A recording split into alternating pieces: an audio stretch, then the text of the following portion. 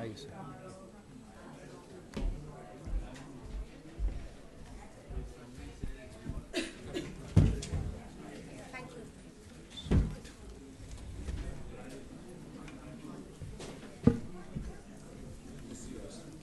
Oh, yes. I'll just go there. Come Ashika please आइए।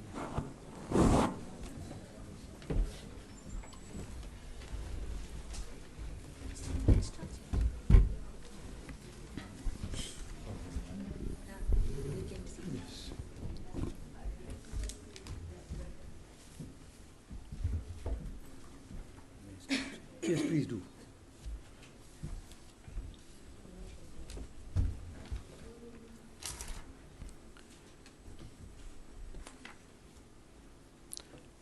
Shri Soli Sorab ji, life trustee IIC, Dr. Karan Singh, he is the chairperson of our editorial board, trustees, distinguished panelists, ladies and gentlemen. I welcome you all for this launch of our theme issue of the IIC Quarterly. Name of the quarterly, the theme is on sports, and it's called South Asia's Sporting Mosaic. As you all know, IIC Quarterly is the flagship of the center's publications. In fact, this day of the release of the theme issue is really keenly awaited, as is our IIC annual festival. The quarterly was conceived as a platform for the expression of interesting and provocative ideas on a variety of subjects. Over almost 45 years, the quarterly has evolved into a special forum for liberal and enlightened discourse and continues to be a platform across most disciplines for some of the world's most eminent writers, scholars, statesmen, thinkers, and activists. And ladies and gentlemen, just for your information, all through its existence, it has been constantly guided by Dr. Karan Singh, who has been, right from the first issue, is so keenly involved that right from choosing the cover to all other aspects of its production, he is very keenly involved. And you also know that apart from our two general issues, this thematic issue is brought out once a year. It combines two issues actually. And these issues bring together on a single topic a wide diversity of approaches and opinions representing our vibrant society. They also reflect contemporary concerns. In recent years, the themes have included education, growing urbanization, women's empowerment, among others. The issue on SARC, Society, Culture and Development, brought out in 2015, was a timely publication that marked 30 years since the inception of SARC and included articles by eminent scholars from all the countries in the region. My personal take on this of our theme issues, see, we have read about Kashmir in many papers, magazines, books. But after I joined IIC and the issue on Kashmir, so many articles, and that is in one single volume, got the whole. It was Jammu and Kashmir, gamut. please. Sorry. There is no such state as Kashmir. No, sir. State is Jammu and Kashmir. State is Jammu and Kashmir, but the IIC quarterly was on this Kashmir issue, sir. Really, I would never have Sir. that through. Okay. Maybe I'm wrong, sir. I'll check again. Better It's check 2.5 on years back I read that. And the theme and the general issues of the quarterly represent IIC's valuable intellectual input into civil society. Apart from articles, we carry in-depth interviews with prominent individuals, and every issue has a photo essay.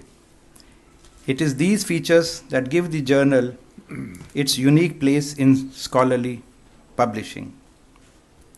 The quarterly's presence and relevance over these years is due to its dedicated and loyal readers. And however, we hope that many more will begin to subscribe. This is our lament. I mentioned it last year also. We wish many more subscribe to the journal, which keeps all of us abreast with current concerns. Sir, I'll just tell you the name of that this one, Kashmir, a Tangled Web. That is the exact name. Web. Kashmir, a Tangled Web. Suddenly it came that to my again. mind, the title. Please read it, all of you. Jammu is equally tangled now. Once again, a very warm welcome to all of you Unfortunately. for this very special occasion. I now request Amita Goyal, our Chief Editor, to give the introduction. Thank you.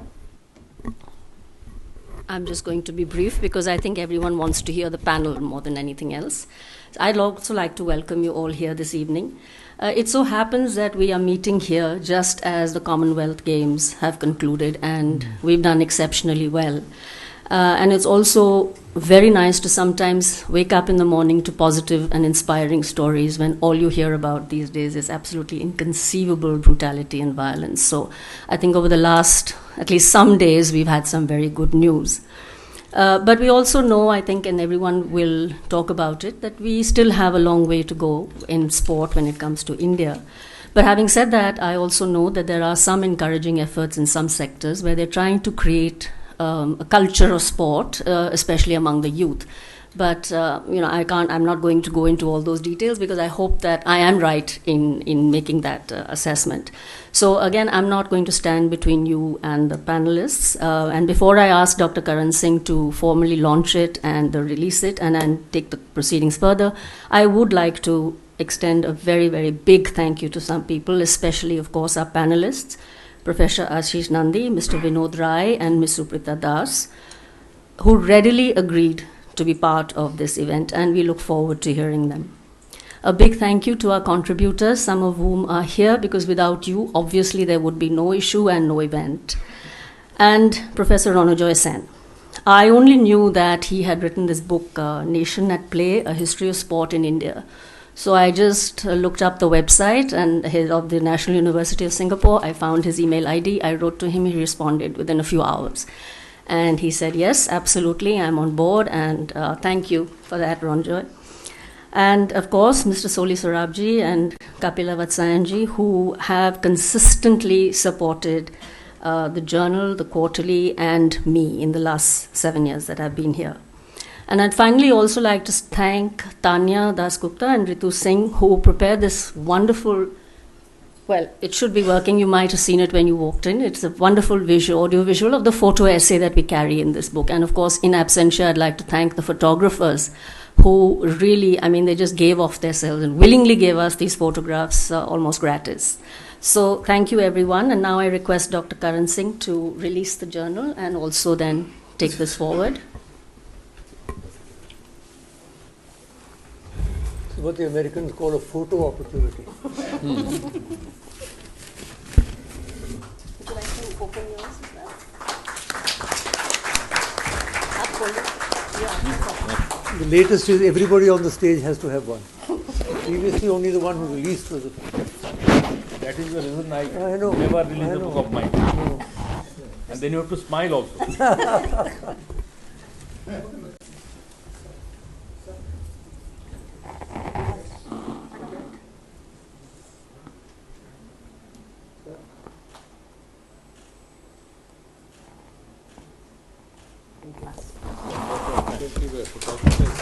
Yeah. Absolutely.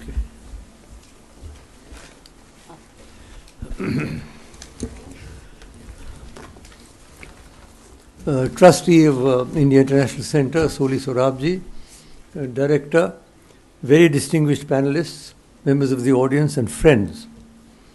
The director has already told you the history of our journal, particularly our special issues, which almost invariably then come out as hardback books and have become collector's items. They're not available any longer. It's a very good product, I must say, and we are only sorry that more members of IIC do not subscribe to it. I think this is one of the best things that we do in IIC. We hope that one. We're also hoping now to be able to sell it to a wider audience.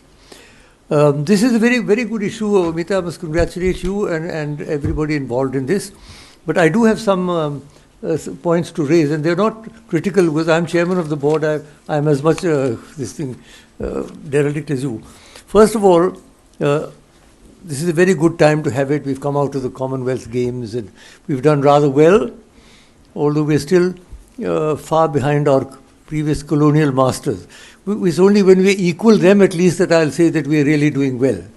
But nonetheless, we have certainly done well, and very young people have come to the fore, new faces have come to the fore. That's very, very encouraging.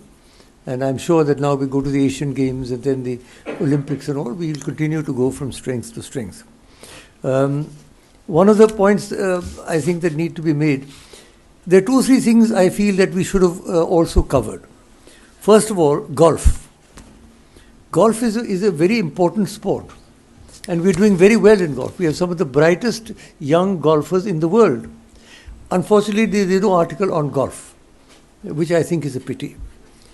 There's also no article on chess or bridge. Now, both of these are games, so you can be argued they're not sports, they're games. I don't know, it's a semantic problem, but both of them are important because large numbers of chess, in fact, is said to have originated probably in India. The Chaturang, Shatranj is the 4 angas, the hathis, the ghodas, the camels and the padas, the king and queen. So there's no article on chess where we've done so extraordinarily well. We produce some of the best chess masters, and a lot of young people now have become grandmasters. I do not know whether you are aware of how difficult it is to be accepted as a grandmaster. And we have youngsters of 15, 16, they're grandmasters already. So chess and bridge, of course, is a fascinating game. Perhaps whether you call it a sport or not. If you have cut those 2 out because they are not sports, they are games, fair enough. But golf should be there. And racing. Why is racing not on it? Horse racing is one of our most exciting games. I grew up on the Bombay, on the Mahalakshmi racecourse, more or less, because my father was a great patron of the turf and had his big string of horses, and I used to go even when I had special permission to go on the opposite side. And so, racing is something very important. Now, some people say, no, it's gambling. You don't think cricket is gambling, for God's sake? I mean, because the amount of money spent on cricket is about 100 times more than on any races. So why do we not have anything about horse racing? We race all over the country. We race in Calcutta, we race in Bangalore, we race in Delhi. Very, very bad racing in Delhi, by the way. And we race in Mumbai, which is really the beginning of our racing there. So these are 2 or 3 things which I suggest may perhaps have been included in this thing, if we ever have another opportunity. And a general remark I'd like to make is that for some time, I remember many years ago, I was propagating a physical fitness campaign, because physical fitness is the basis of all our sports achievements. And there should be a mission, a campaign, so that our young people, you see, by simply listening to cricket commentaries, you don't become a sportsman. In fact, you probably damage your ear at some point in time. You need to do it yourself. And we have these parks now in many cities. Yoga is also, in some ways, sport, if you like, but it is very closely involved with physical fitness. So a general idea of a physical fitness campaign in the country, I think, would be a good idea. Now, I have the pleasure and honor to introduce a very distinguished panel, I must say, we have today. We have on my right Professor Ashish Nandi. Who does not know Ashish? He's been one of the leading intellectuals in this country for many, many decades. I was surprised to learn he's written a book on cricket, in fact. And It's very nice that he came here. We would like to see him more often in India International Centre. He's a man of great wisdom, should I say, and he's very clear and strong views on many issues. On my left, of course, we have the famous /in CAG, who is of course well known to everybody in this country. That's why he's on your left. Yeah. So you notice a /in, and but he's here today because the Supreme Court, recognizing his administrative abilities, has asked him to try and put in place some kind of a rational system for the BCCI. Whether that is within human control or not remains to be seen, because so far it seems to be utterly chaotic. But I'm sure with his meticulous attention to detail, he'll come up with something really good, and that will be a big service that he will be rendering to cricket. I'm sure about that. Then we have two younger members of the panel. Professor Ronojoy Sen is a senior research fellow at the Institute of South Asian Studies, and he's worked for a long time there. He's also written a book on sport, and because this issue doesn't cover only India, it's South Asia sporting mosaic. So it's a very valuable input. And we have young Suprata Das, who's been a television sports journalist for over a decade, and she has covered many Olympic, Commonwealth and Asian Games. So with that, I would first of all request Ashish to please start off with his comments. You can do it either from here, as I'm doing as a very senior citizen, or you can stand there if you want to, whichever one you prefer. I'm also a senior citizen. I know, good. But that only is the excuse. I'm a Bengali. I think better when I sit, even better when I recline.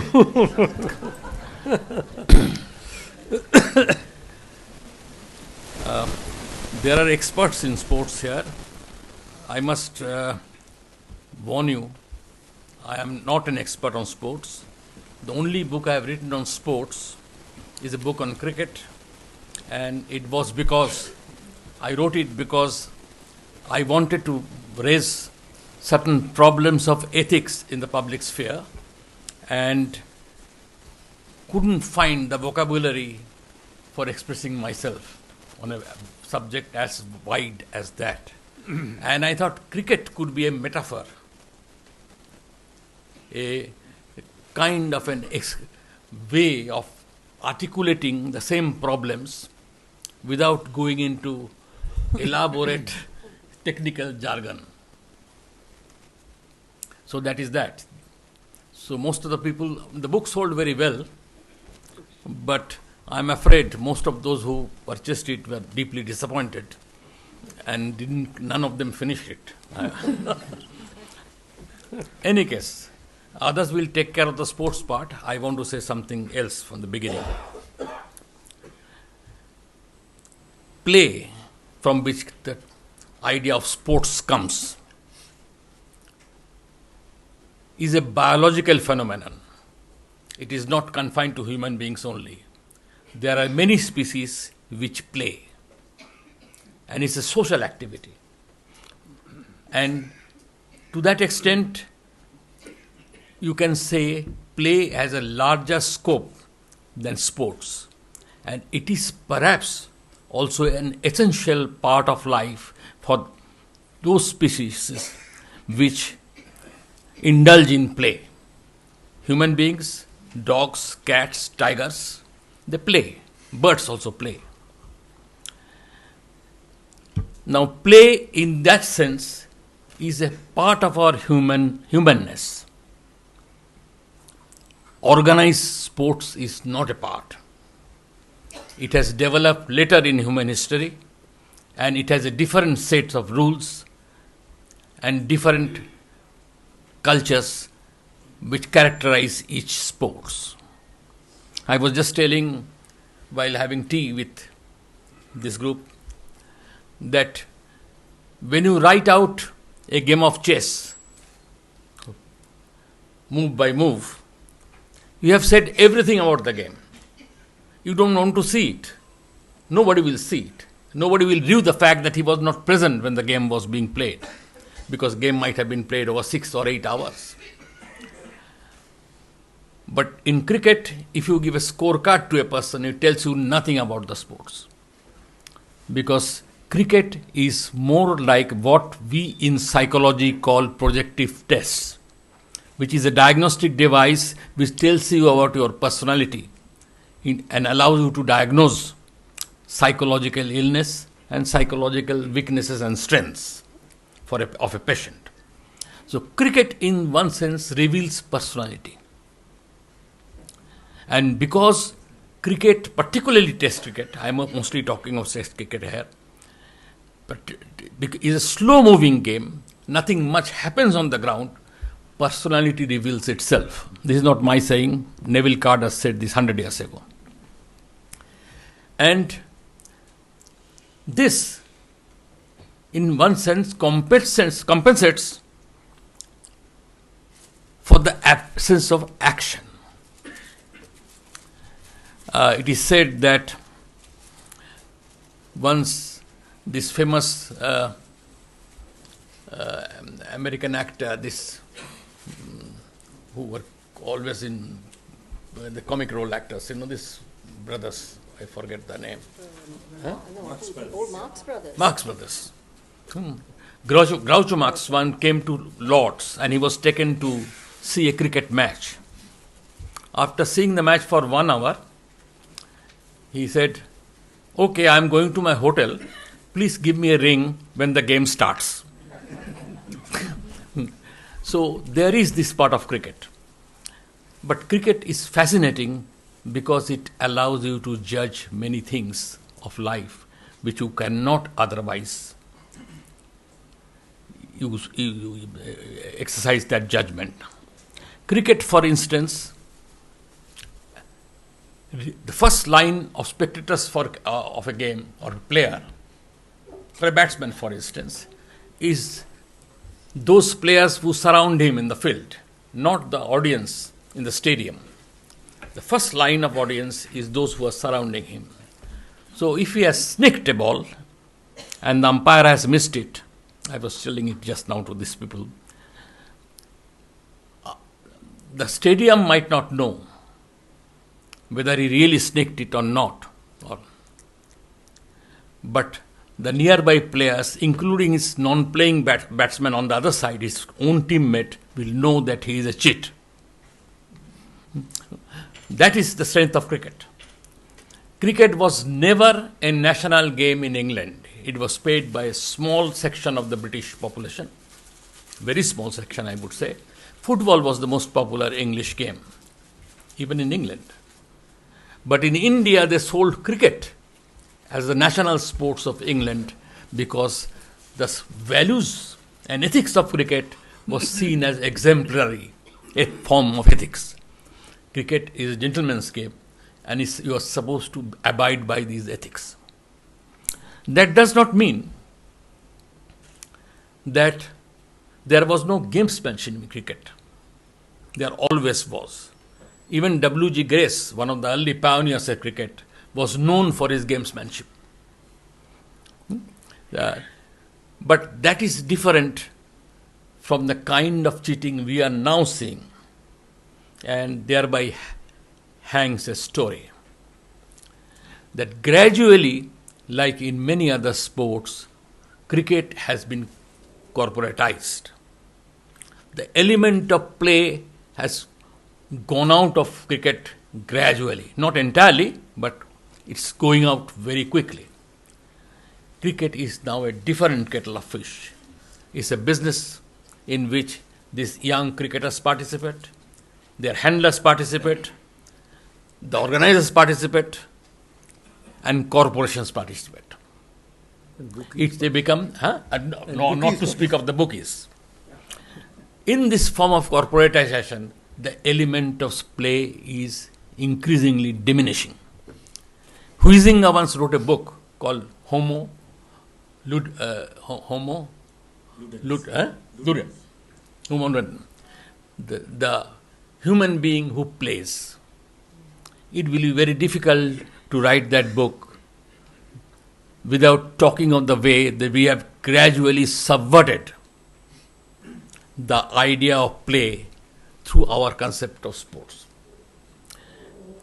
And I would now say that this can lead to a lot of other having implications. To give you one instance, in 1994 World Cup is an instance not from cricket but from football. Escobar, a player, scored what we in our childhood used to call self-side goal. The Latin Americans call it auto goal. Some people came and shot him dead.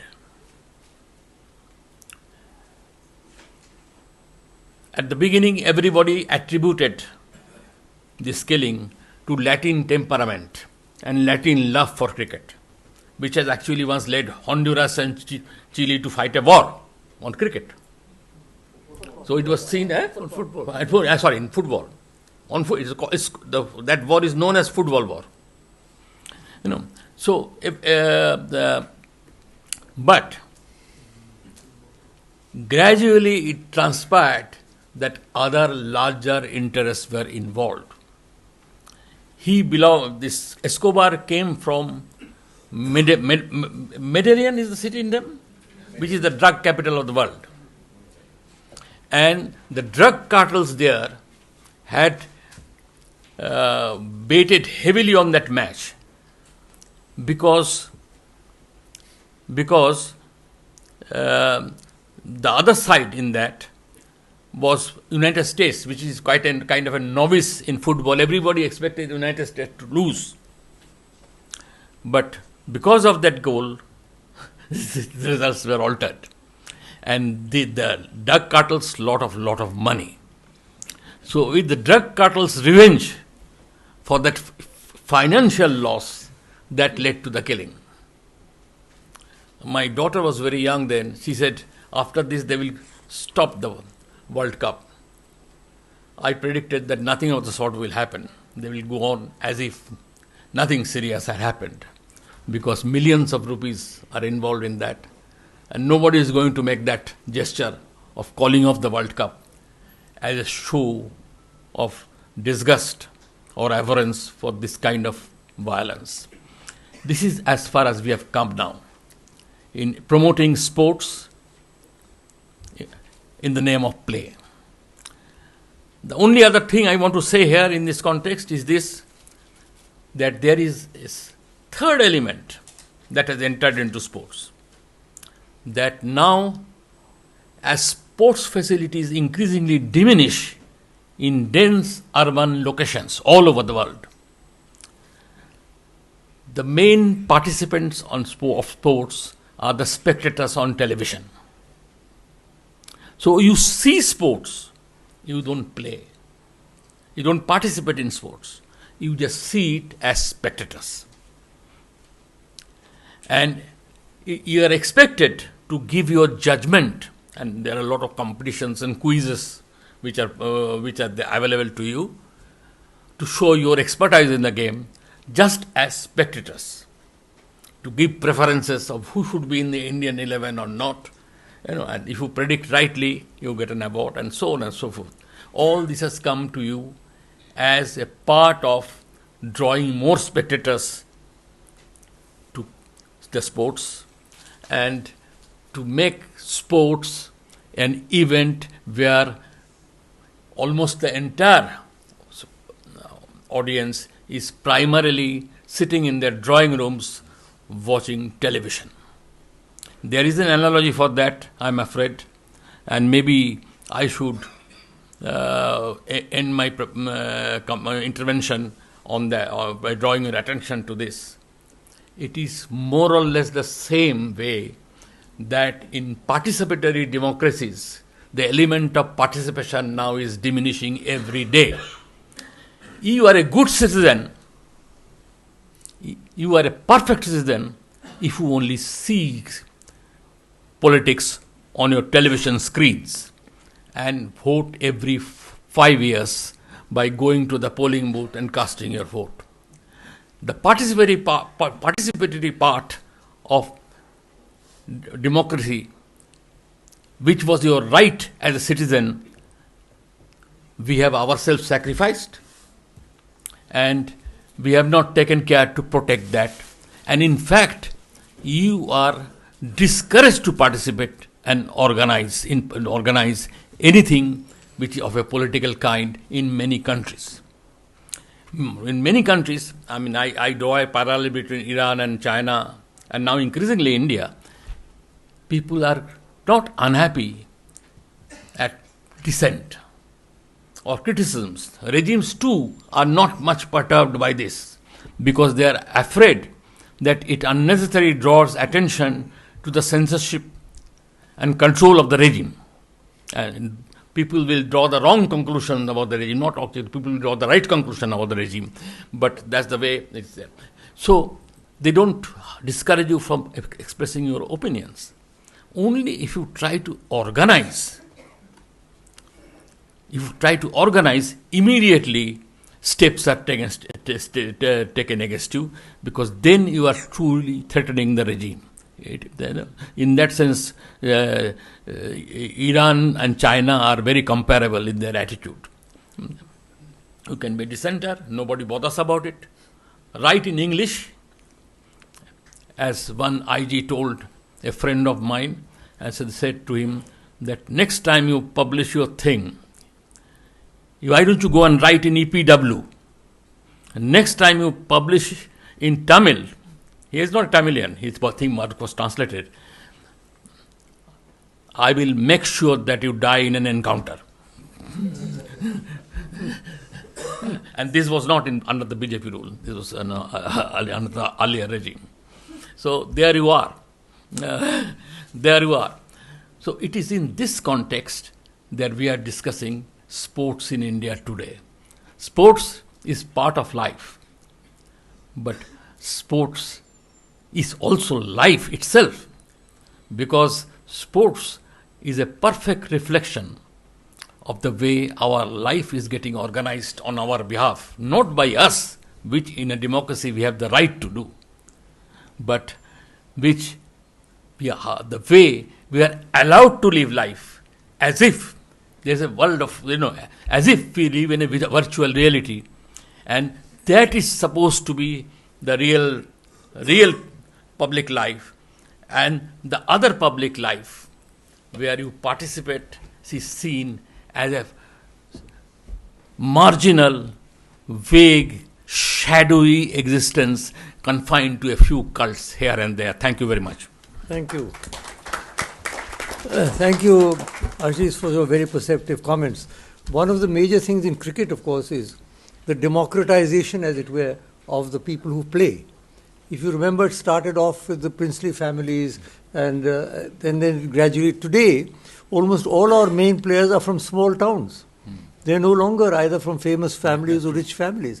I think that's a very positive sign. Yes, that's that positive. there's been a democratization of involvement. All these young people, the weightlifters and all, they're all from small towns. They're not from any of the metropolises. But if you see how quickly they get socialized, listen to their small interviews in the IPL after every match. Everybody says the same things, with the same words. Yeah. They are tutored what not to speak and what to speak of. Yeah. The criticisms are also modified or controlled, that they also come in packaged forms. Yeah. Achha, Vinodji, now you're on. Would you like to go there?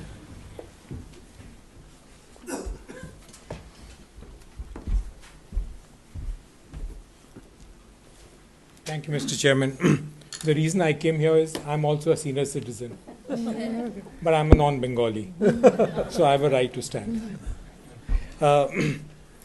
I'm very grateful to the editorial board for inviting me to be amongst all of you today. I must congratulate the board on this excellent publication. It's not only packaged nicely, its content is remarkably good. A lot of substance in it, and I think they've done a tremendous job in putting together a large number of contributors from a very widespread disciplines of sport. Yes, some items have not been covered.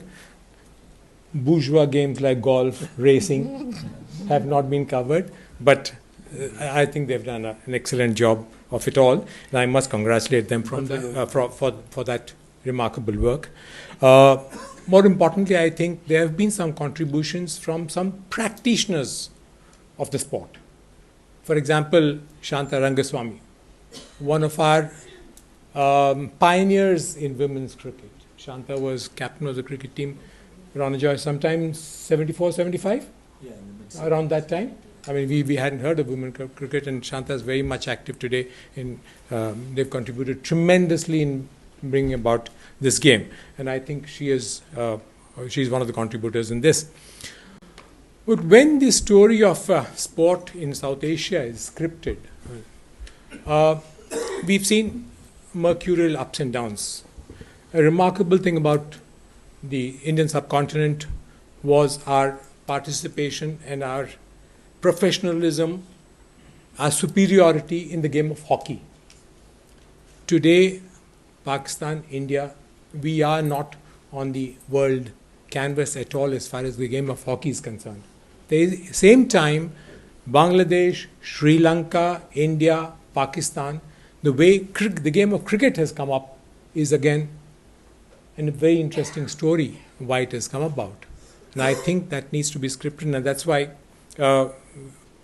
even a game which was considered to be the Englishman's game, first time that cricket was seen in India was 1721, when a British ship landed somewhere on the west coast of India, and the sailors came out as recreation. They were playing cricket, and let me use the word native Indians who saw the game started wondering what was this game being played. That game caught on and has really caught the imagination of the public today. I think it's a remarkable story, and somewhere we need to be scripting it also. But why have all these games become totally commercialized? And that's a remarkable thing that has happened. Sports bodies have been captured, if I can call them. Sports bodies which were originally created on a democratic pattern, which is supposed to be elected, but we are masters in garnering or capturing votes, and hence there are people. There's a gentleman who runs one of the sports cricket associations in the country. He's older than me. He's 74 years old, and he argued with me saying that, look, I've been president of XYZ Sports Association for the last 44 years. And I'm hale and hearty. What's wrong with me? And why shouldn't I continue? Why does the Supreme Court interfere and ask me to quit just because I've crossed the age of 70? How could one explain to him, to look, buddy, there are other people also. Let them, allow them grow. You become a mentor. You become an emeritus, whatever it is. Let others also get into the field of sports administration. But that's how the games have become captive. And you talked about television, Ms. Nandi, today, what determines at what time a day-night match of cricket will start? The broadcaster. Because that is the time when he says that is the time when the TRPs will be highest. He will say, no, that's viewing population, maximum number of times after. But that's the time when his endorsements or his advertisements sell the best. So that's what determines how the game should be played. But permit me to, I'm being an auditor, or your auditor by definition is contrarian, so let me take you on an issue which you just mentioned about corporatization, and I'm happy Sir Karan Singh also mentioned about it. I would sincerely believe that there's no harm done if the game has got corporatized. Let me explain why I'm saying that. What is any game that we play? We talk about cricket as a gentleman's game, but I think more importantly, the expression that we use is, please play the game by the rules of the game. And this is universal. We don't say it for any sport only. When somebody conducts an election, when somebody is working as a director on the board of a corporate body, you say, well, why don't you play the game by the rules of the game? Which means there is a certain etiquette, a certain ethics, a certain element of transparency, and a certain spirit of the game attached to it. And that's why the universal phenomenon is play the game by the spirit of the game. Now, what is the game? The game is mind and muscle coordination. And hence, it should be introduced in schools, colleges, as is being played at a very young age, because it helps build up the character of a person. Now, the good thing that has happened about corporatization is that today, India would have had a test team in cricket, 16 players, maybe a B team, another 15 players. But today, thanks to IPL, we have a bench strength of 144 players who are available. X gets injured. You saw it yesterday. A gentleman called Ishant Krishnan, who was the wicketkeeper, perch boy, got hit on the face. Immediately another wicketkeeper was produced. He started doing the wicket keeping. We have that kind of strength. We send a team to Sri Lanka to play what was the Tri-Series, the Asia Cup series. So the B team which went there. Virat Kohli and others were not there. And yet we won that tournament. That's because lots of corporates have poured tons of money. They are making money out of it. No harm done. But if I'm putting in 100 rupees and I get 110 out of it, what's the harm? In getting that 10 rupees extra, I've produced at least each team is allowed to have a bench strength of 25 people. And there are 8 teams. So you have 200 people all the time involved in playing IPL. And each one of these players, today, I wouldn't be able to buy it in a lifetime. Within 2 seasons of IPL, first thing he does is buy a BMW, or he buys a, what's that, Chudi Wali Gadi, what is that? Audi. He buys that. And hence, it is leading to, but the bigger issue is, you go and see an IPL game. You can't imagine the number of people it gives employment to. Simple thing, like if it rains. Earlier what they used to do is, they used to cover the pitch. Ranja, correct me if I'm wrong. Today the entire ground is covered. And they do it in all of 1.5 minutes if it begins to rain. There are 40 people on the ground who will pull the covers. They're getting 500 rupees, 450 rupees for that evening. Supplementary income for each one of them. There are boys all around the stadium who are just there to pick up the ball when it crosses the boundary line. So the amount of employment it is providing is absolutely phenomenal. And I think we should get into the business of encouraging it. It will have its own elements of what sometimes human nature is, what it is, where we try to take shortcuts.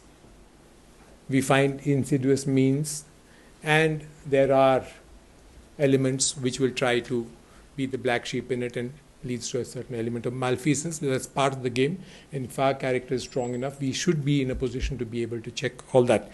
Anyway, I don't want to go on length on it. I think it's a tremendous initiative taken by the IISc editorial team, and as I said earlier, they need to be congratulated. I have just one more word to add on this, that wider circulation of this remarkable edition, we should. And I was told that there are some legal issues in it. The book is not allowed to be sold. And I was finding, in my own scheme of things, there's something called tax evasion, but there's something called tax avoidance. So there's perfectly legitimate, and nobody can advise us better than that. But I found on the book, there's 2 prices mentioned in it. One says 350 rupees members, non-members 500 rupees. Why? If it can't be sold. That's another story for another time.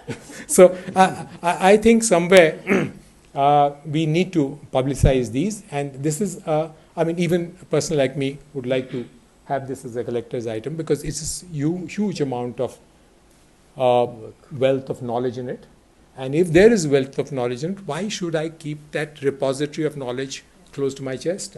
We need to disseminate it, schools, colleges, etc., wherever. I think we'll be doing a great service to the youth of this country if we can disseminate this. Thank you very much for inviting me for this. Thank you, Vinodji, for those very interesting remarks. I tend to agree with you that without corporatization, we would not have been able to have the sort of expansion that we have seen. I just have one or two remarks to make. The deterioration of values now is across the board. It has happened in politics, it has happened everywhere, it has happened also in sport. Why can we not consider legalizing betting? You see, when you go to the RWITC, when you go to the Mahalakshmi race course, you bet. There's no great this thing. I mean, there's no terrible sin involved in betting, as long as it is legalized. So why can we not legalize betting? That may not completely save us from the sharks, but nonetheless it would give the common man an opportunity to say, okay, I think this team is going to win. I'd like to put 1,000 rupees on it. Why not? I think this is something perhaps which Shri Vinod Rai might consider when he's restructuring the thing. And another thing I'd just like to make, that sport is one of the few areas that cut across national barriers. I think this is very important. Unfortunately, our relations with Pakistan have become so bad now that we find ourselves unable either to play there or play here, which I think is a tragedy. At least that was one occasion when people could come from that country, they could come here, our people could go there. But everything has become hostage now to politics. But despite that, I think sport has got a very important role to play in cutting across national divisions. And finally, the article on wrestling, you mentioned the great Gama. I have seen the great Gama. I'm perhaps the only person in this room. I was a child, he came to Kashmir, he and Zabisco, both of them were there. I've seen them on the wrestling match. So now we turn to our youngest panelist, Suprita Das. You're on. PCCI का क्या है? Asia Cup cricket. हाँ, Just because Pakistan is playing. we don't play. No. We are hosting it, but we are hosting it in Abu Dhabi. It's ridiculous. Absolutely nonsense.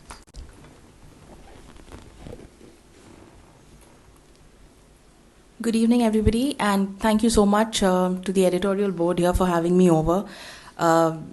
Extremely esteemed company to be in, not just because of the panelists, but everyone else here and also the contributors.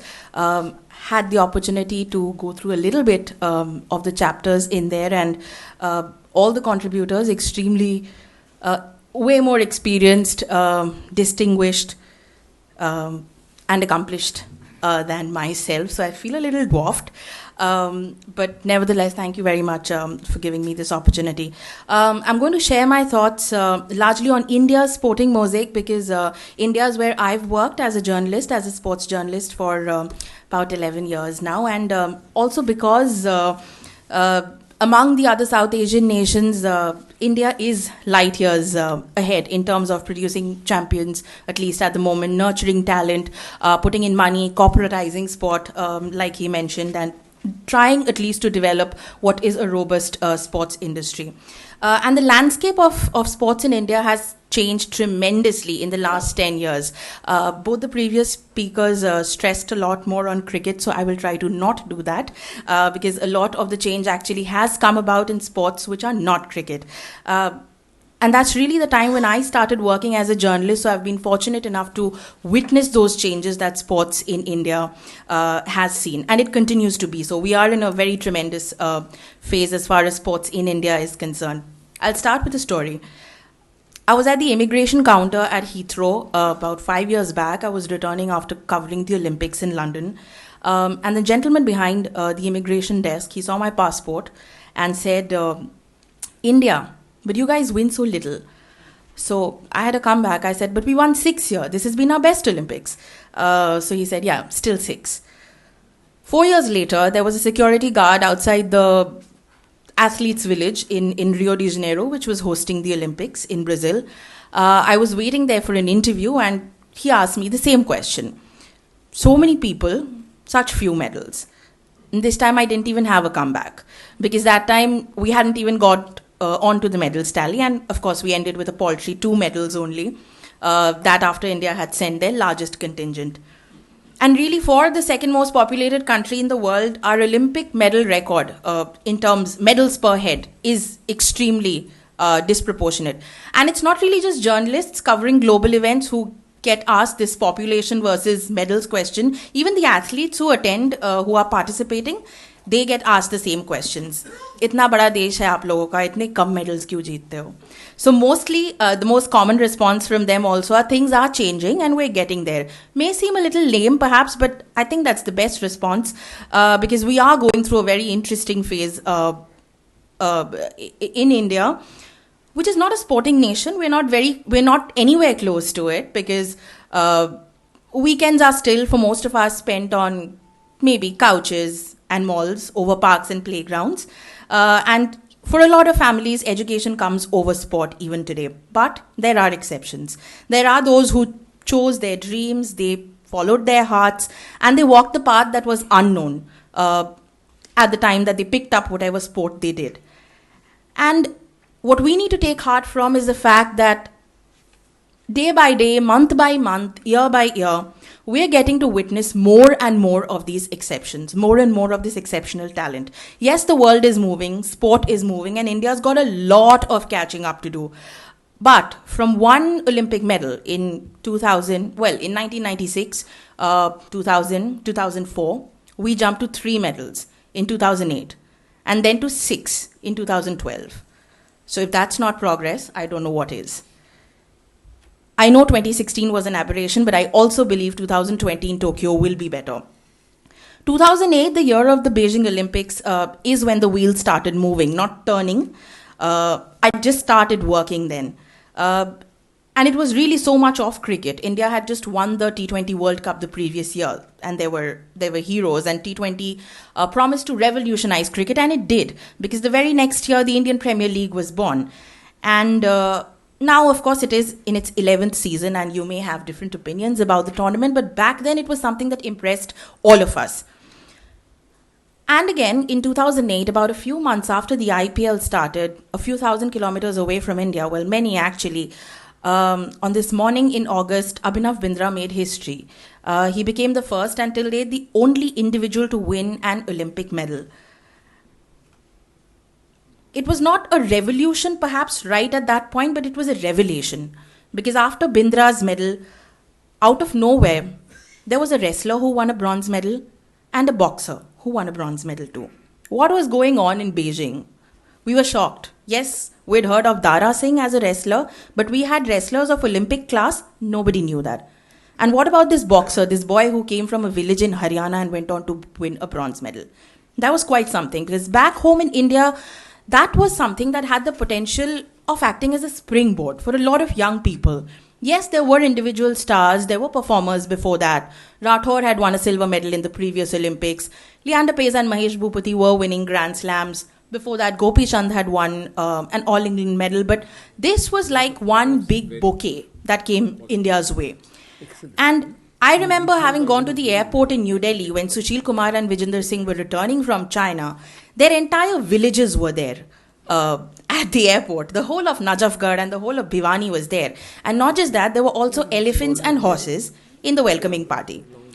I'd never seen anything like that. It was quite phenomenal. And that really sort of gave birth to a kind of belief that India, not known to be a sporting nation, can produce world-class athletes. There's so much that's spoken about the sporting system in India, or perhaps the lack of it. We don't have enough facilities. We don't have enough funds. There's so much of red tapeism. The athlete is really at the bottom of the ecosystem, whereas he or she should be on top. And like a chapter in Abhinav Bindra's biography, it says, Indian officials, thanks but no thanks. It's very apt, but things are changing.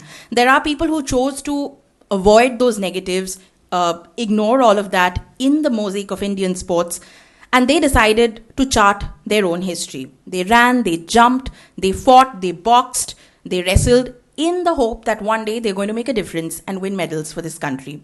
And in the next 4 years, they did so. And how? 6 medals, including 2 women who were medalists in London. There was this one girl who threatened to who threatened to challenge the domination of women who played badminton, the domination of China in the world. And MC Mary Kom, she had won 5 world titles before she won an Olympic bronze. But for most of India, it took Mary Kom to win an Olympic medal for her to be recognized, honored in her own country. Indian women had finally new role model after Sania Mirza, which was fantastic. So now when I think, and when I was trying to put my points down, I was thinking, how was I supposed to explain all of this perspective to the gentleman at the immigration desk in Heathrow? It was just not going to be possible. The phenomenal success we saw at the Olympics in 2012 sparked a revolution of the IPL. By this time was 4 years old. And what happened is every sport in India almost tried to get onto that bandwagon. So some of it caught on, like the IPL did initially. A lot of it flopped and didn't survive beyond a couple of seasons. But what it did is it made Indian sports and Indian sportsperson very visible to television audiences. And that is important. Because before that, there wasn't that recognition. You wouldn't recognize your wrestlers, boxers, badminton stars, with a few exceptions. And this was the time when companies came running to sport companies or to sports stars. Hockey players, they started earning more money in the Hockey India League than they had ever seen in their lives. And the marketing became important, promotion became important, public relations became important, and the media, which I am a part of, became very important. So there were members of the media, for example, who'd show up at wee hours of the morning at, the airports every time Saina was returning with a Super Series title win. And their families became equally important, giving time to the media as and when we wanted. The result of this kind of shrewd marketing and the blitzkrieg was a phenomenal product called the Pro Kabaddi League, which I have to talk about. And I saw there were a few photographs also inside of the Pro Kabaddi League. We've all played it, and it's a sport that is our sport. It's a sport of this soil. And this was packaged into something jazzy and snazzy. And there came a time when everybody was watching PKL in the evening. If you were not home but happened to be maybe at a pub or a restaurant, guess what the TVs were on? It was on Kabaddi. And in rural India, where a lot of the players came from, in Punjab, in Haryana, in Karnataka, in Maharashtra, the states which had a lot of players in the league, 7 o'clock meant all work at home done, put the children to sleep if need be, dinner is ready, it's Kabaddi time on TV. It was that phenomenal. And what happened in this scenario, quite a buzzing one really, where other sports slowly started finding its space. No competition, mind you, to cricket. It still isn't. What you could sense is a sort of a social change coming about. That was quite palpable because a lot of children started following a lot of sports, enrolling themselves for some classes. It could be swimming classes after school, for instance. Business houses started getting interested in sports. And also the broadcasters now had several options to offer. So also, like the previous speakers were mentioning, there are other agencies also who are playing a role in this. That's not just government agencies, but there are non-government agencies who are also playing an important role and trying to fill in the gap really that has been missing in Indian sports. There's still a lot of those gaps there, but this is a model that's largely available in Australia and in England, and they use this model and have seen phenomenal results. Their medals have gone up, and we're trying to try and replicate that here.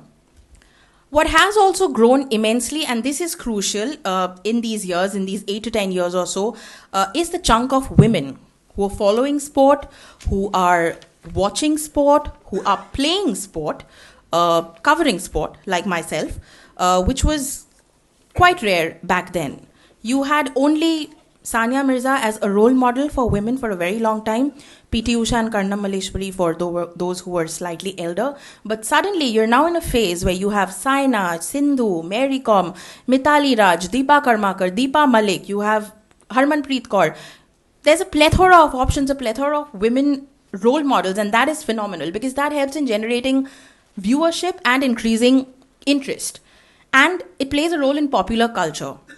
my niece, for example, about 3 years or so earlier, she had to go to a fancy dress competition in school, and she dressed as Saina Nehwal. She wasn't a doctor or anything else. I think I was dressed up as a doctor when I had to go to school in fancy dress. Dangal is her favorite film.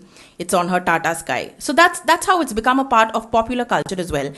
Standing in 2018, of course, we have to talk about social media and the role it plays in everything. It's a platform that our athletes use not just to connect to the fans, and the fans get to know so much about their stars that they would not have access to if they were watching them just on the field.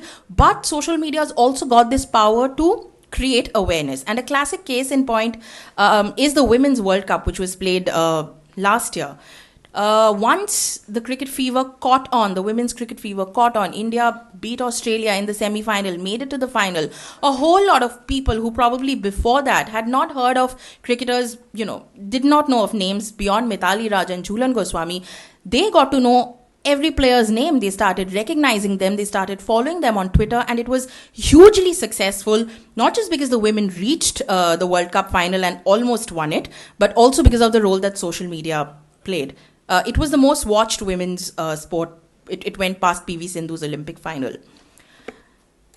Just to wrap up my thoughts as we talk about sports in India and the way it has the curve has only moved up and it continues to move up, which is fantastic.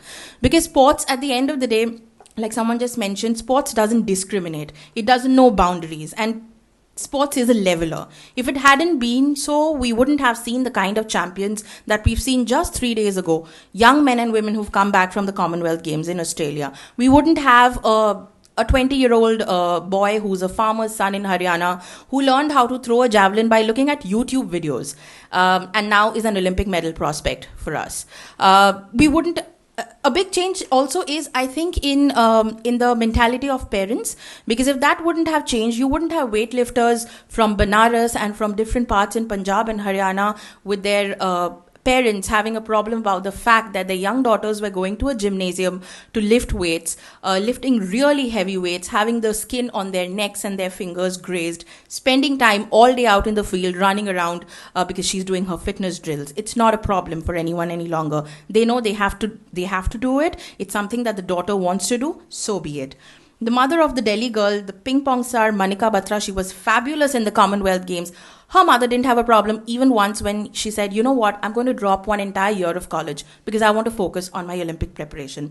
That's how it's changing. It's changing for the good, and I stress a lot more on the women because that's where I think I see the change. That's where viewers, you all are viewers of sport, you all spectators, you all must be noticing that change as well. And as viewers, really, we are extremely important in this ecosystem. So there's a lot to be hopeful about. That's all I can say. We have a lot of catching up to do. Sport is developing very quickly across the globe, but the potential is unlimited, truly, in our country. And there are young women and men making the most of it who hopefully will continue to make us all very proud. Thank you once again for having me here. Thank you so much. Thank you. Thank you, Suprita, for those very interesting and upbeat inputs, and making particularly the point that the participation of women has become a very significant factor in the development of sports.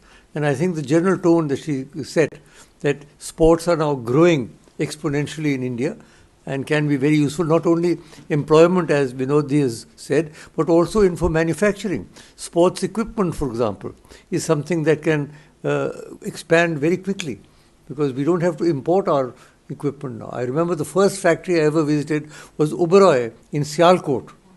Sialkot, there was the Oberoi factory. They used to make the cricket bats. So from there now we have a whole plethora of sports industries. Now, with each special issue, we have a guest editor. And our guest editor for this is Professor Ronjoy Sen, who is now in the National University of Singapore. So, Sen, would you like to make your comments?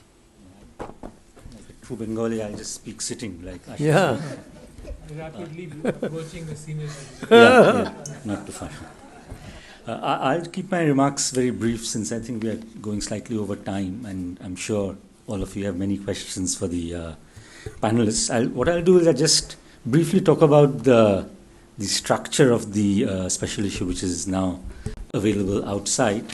This special issue partly grew out of a book that I had written a couple of years ago in 2015 called Nation at Play, which was a social history of sport in India, which went back to the epics and brought it to the contemporary period.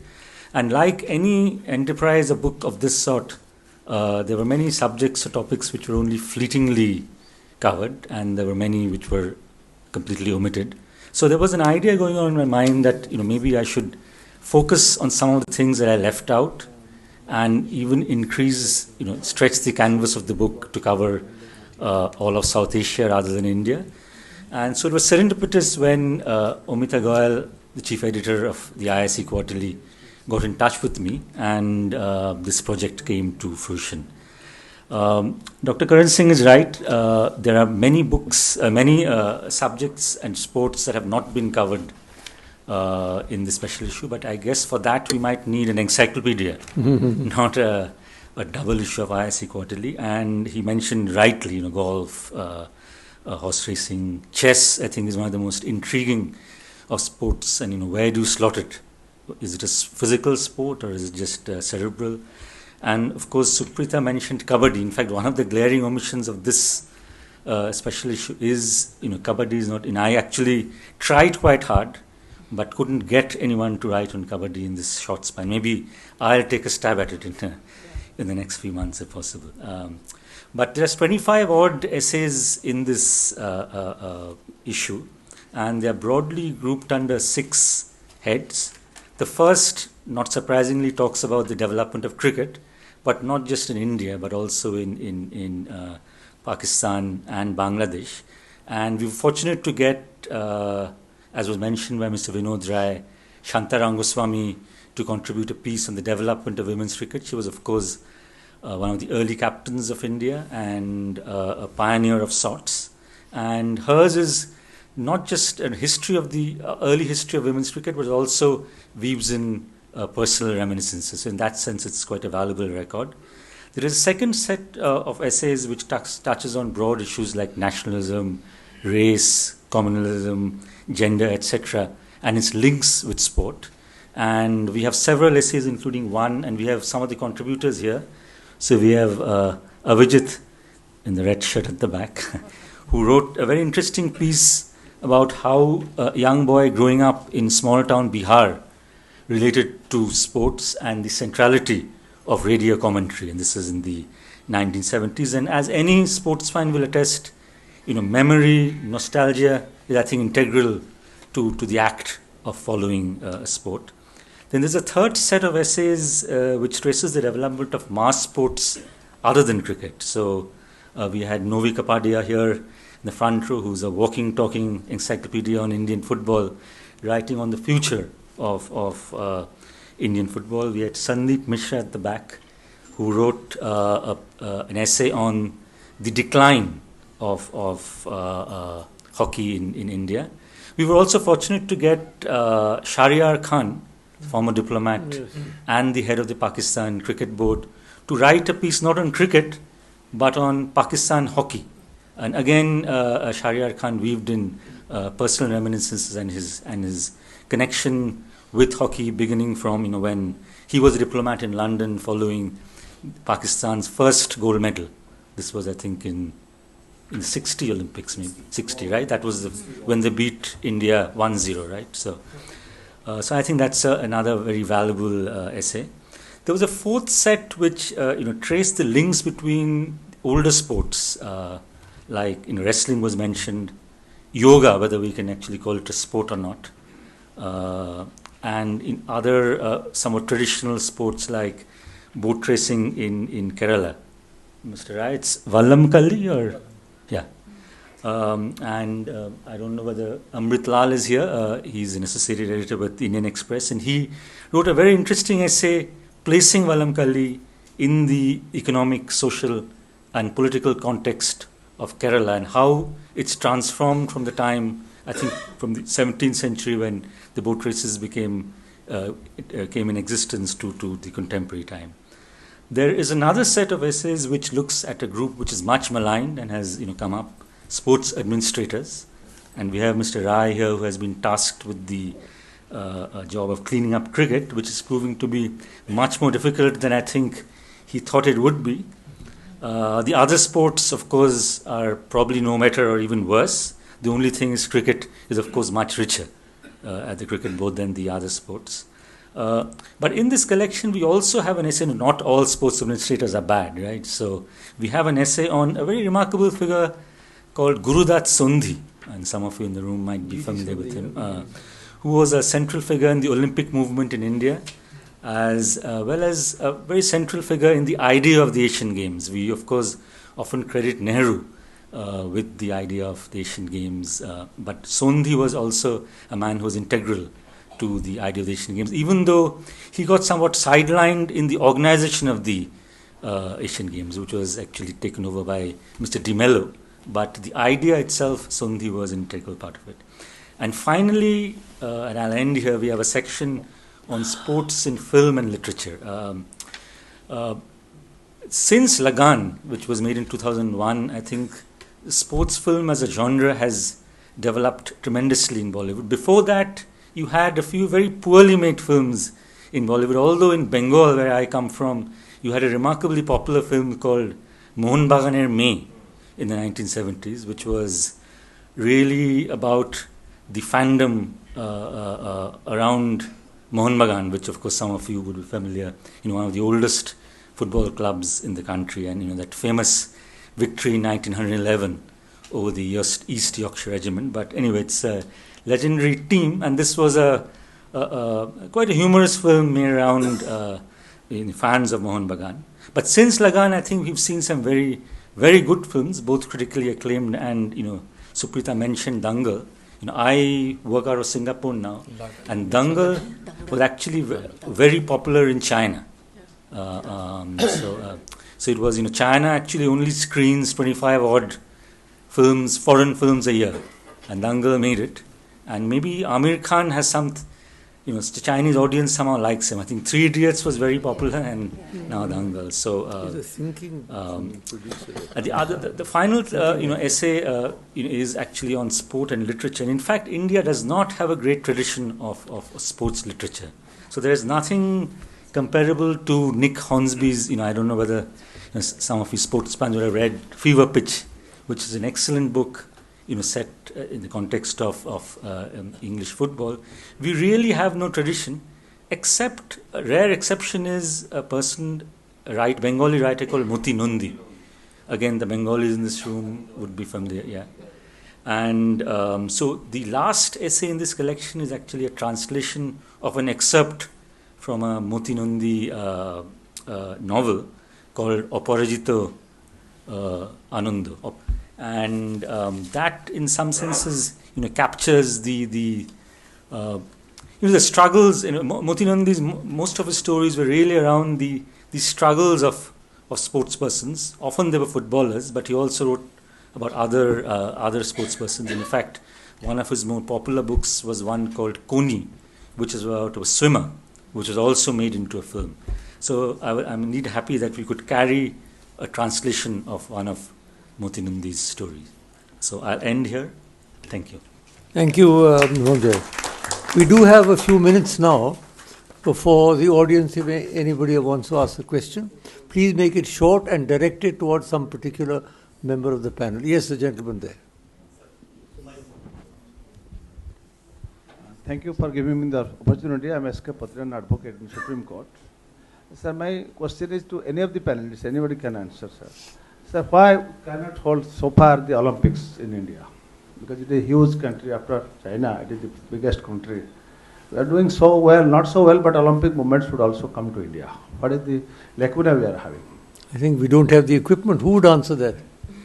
Can I? Oh, yes, can you answer that? My understanding is we just do not have the facilities to host it. You're asking about why India is not hosting the Olympic Games. Well, we did host the Commonwealth Games in 2010, And despite all the controversy in the build-up to it, I think we managed to pull off a hugely successful games.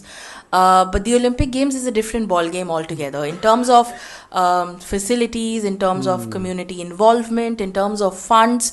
But having said that, it's not that it cannot happen. We have Mrs. Neeta Ambani now, who's actually India's representative at the International Committee. And as we speak, in the next 7 days, Mr. Thomas Bach, who is the president of the International Olympic Council, is going to be visiting New Delhi in the next 7 days. So who knows, talks about India hosting the Olympics may just come up, during those discussions. But I don't think facilities-wise we're ready yet to do it immediately. In the future, sure, but maybe not right away. Yeah. Anybody else? Who's that? All right. The gentleman in the corner. Okay. Zara khade ho jaiye. I just, is there a way Mr. Rai can actually answer? Cricket can subsidize other sports because, BCCI itself would be actually having a surplus of few $1 billion. So if that money could be used to promote wrestling or the sports where India has huge potential.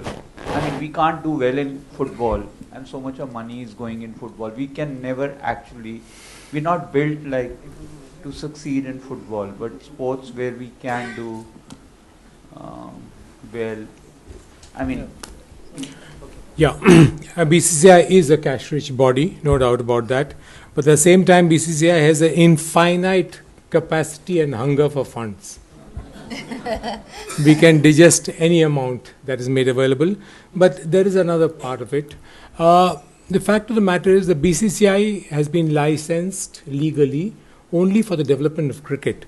Now, what happened was when Mr. KPS Gill was looking after hockey, he requested BCI for some funds, cross-subsidization kind of things, and BCI did advance funds.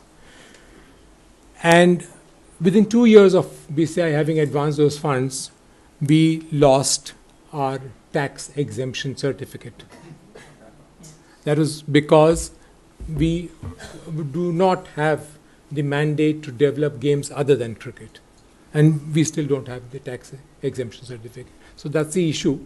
But funds is not really the problem actually for any of the other games. Funds, if there is a good administrative setup, funds do flow in, and there are various other things by which, corporatization is one of the things which is happening. Question there. Yes, the gentleman there. Okay, this is for the entire panel, of course. I'm Niladri. Okay, I am a sports fan, and that's the best definition I can give of myself, and all kinds of sports, not just cricket. So I wanted to know, how does a person like me or anyone else in this room, who's a sports fan, who's an avid lover of sport, who's passionate about all sports, can get into the system and contribute?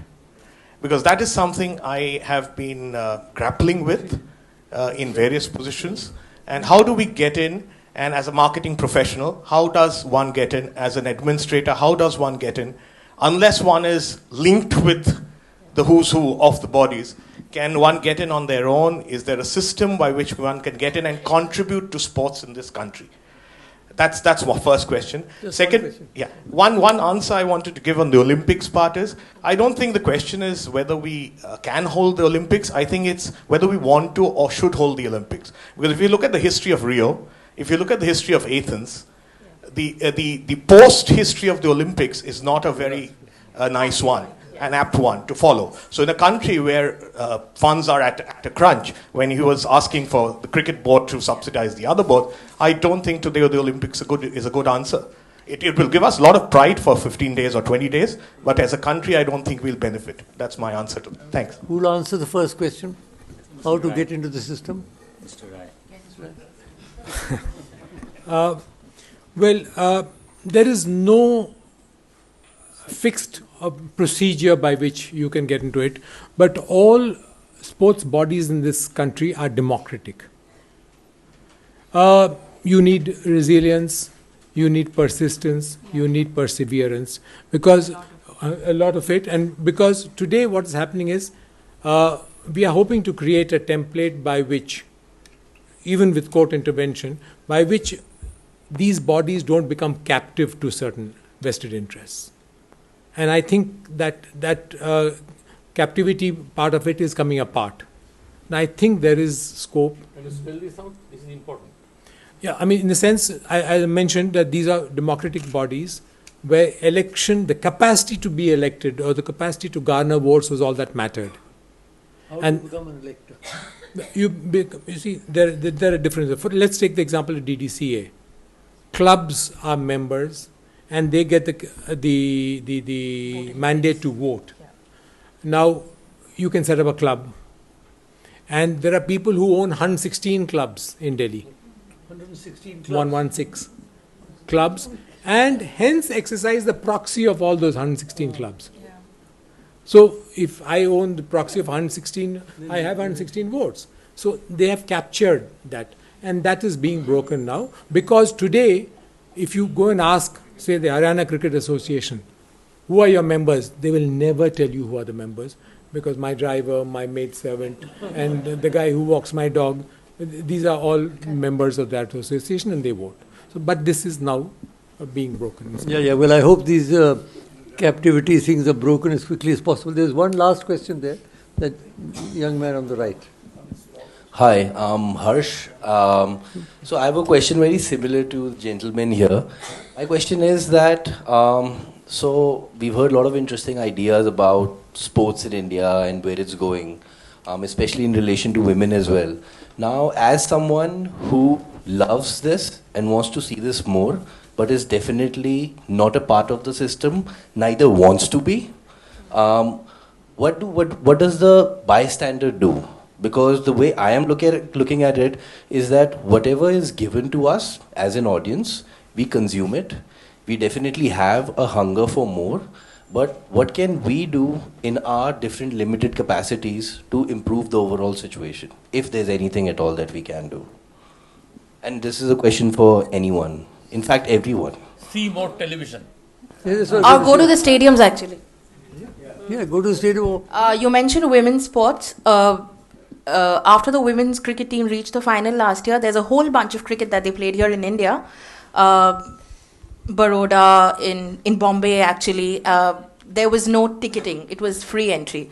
So when that opportunity is there, go to stadiums and watch sport. That's the were best they thing. empty, the stadiums, or were they full? No, they were full. There were were people full. sitting on walls. Okay, good.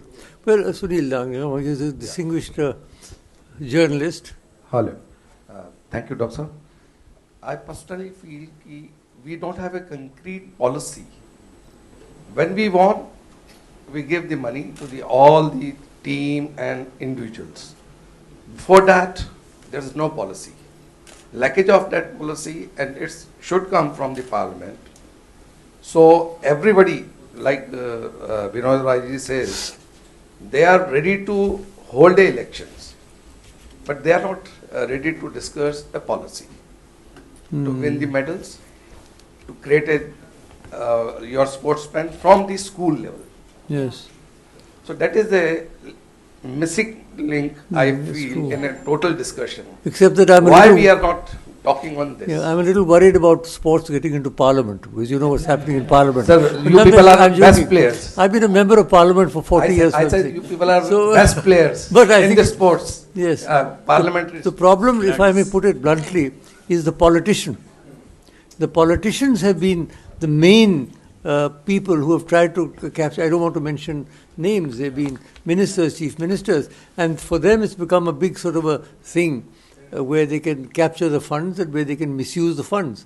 So it's part of the general deterioration in our public life, and particularly in our political life, which has to be opposed, and the public has to rise, as it were, peacefully and see that you flood these clubs and all, get your own people in, and hopefully Vinod is going to come up with a new structure for the whole sports situation. I hope that this will come soon. Well, thank you. Yes. Well, thank you very much, everybody. It's been a very pleasant evening. Thank you, and good night. Please join us outside for some refreshments. That's only you had. Oh.